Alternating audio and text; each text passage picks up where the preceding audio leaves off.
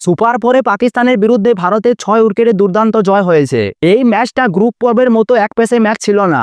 ভারতের এই জয় প্রমাণ করে দিল এই দলের গভীরতা কতটা। চলুন বিস্তারিত জেনে নিই। গ্রুপ পর্বে পাকিস্তানকে হারানো সহজ হলেও সুপার ফোরের এই ম্যাচটা কিন্তু ভারতের জন্য সহজ ছিল না। পাকিস্তানের ইনিংস যখন 10 ওভার শেষ তখন স্কোর 1 উইকেটে 91। গ্যালারিতে ভারতীয় সমর্থকরা তখন চিন্তায় আর পাকিস্তানিরা তখন আনন্দে। মনে হচ্ছিল পাকিস্তান হয়তো ভারতকে চাপে ফেলবে, কিন্তু সেটা হতে দেয়নি দুই তরুণ তুর্কি অভিষেক শর্মা ও শুভমন গিল। টসে হেরে প্রথমে ব্যাট করেছিল পাকিস্তান, 171 রান করেছিল। এই রান দেখে অনেকে মনে করেছিল ভারতের বোলারদের উপর দারুণ চাপ তৈরি হয়েছে, কিন্তু ভারতের ওপেনিং জুটি ম্যাচটা পাকিস্তানি হাত থেকে কেড়ে নেয়। অভিষেক শর্মা প্রথম বল থেকেই মারকুটে মেজাজে ছিল, পেসার হোক বা স্পিনার কাউকেই রেহাই দেয়নি।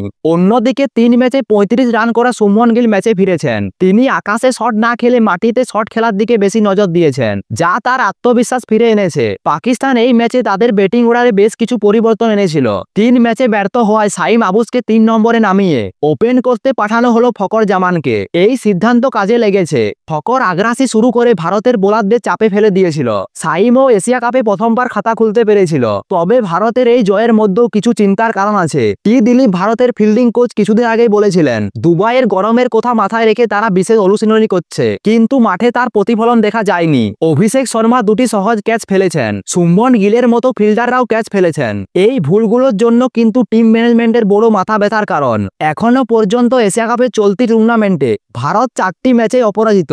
বাকি দলগুলোর সঙ্গে ভারতের গুণগত মানের পার্থক্য অনেক বেশি। শ্রীলঙ্কা ও বাংলাদেশের মতো দলগুলি যদি ভারতকে হারাতে চায় তাহলে তাদের কিছু নতুন করে দেখাতে হবে।